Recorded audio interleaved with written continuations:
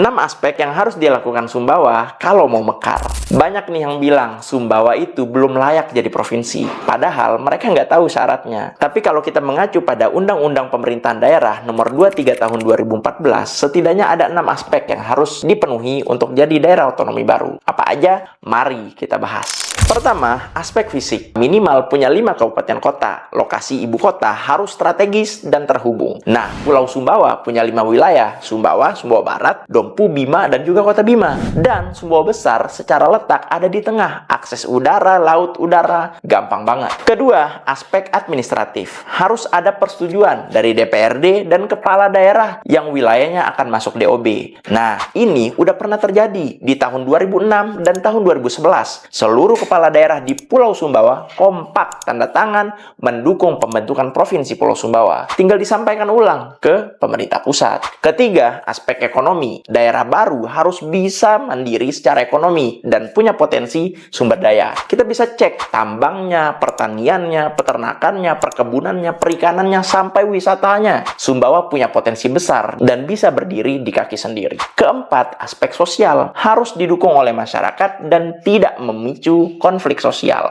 Survei terbaru dari May Institute bilang 78% warga mendukung penuh pembentukan Provinsi Pulau Sumbawa. Dan lebih dari 96% yakin akan mempercepat pembangunannya. Ini bukan suara elit, ini suara rakyat. Kelima, aspek politik. Harus didukung pemerintah pusat dan punya situasi politik yang stabil. Isu PPS ini udah masuk pembahasan elit nasional. Fahri Hamzah bilang ini akan jadi perjuangan politik. Kemarin, Bang Maman selaku Menkum juga bilang ini akan diperjuangkan untuk bisa menjadikan Sumbawa sebagai provinsi. Apalagi kalau kita solid, daerah bisa satu suara. Keenam, aspek lainnya, jumlah penduduk dan luas wilayah. Jumlah penduduk kita cukup, luas wilayah kita jangan tanya lagi. Pulau Sumbawa itu luasnya 15 km persegi, lebih luas dari Lombok dan juga Bali, 3 kali lipatnya. Dan jumlah penduduknya 1,5 juta jiwa. Syaratnya lulus. Jadi, jangan asal bilang belum layak kalau kalian nggak paham aspeknya dan syaratnya aja nggak dibaca.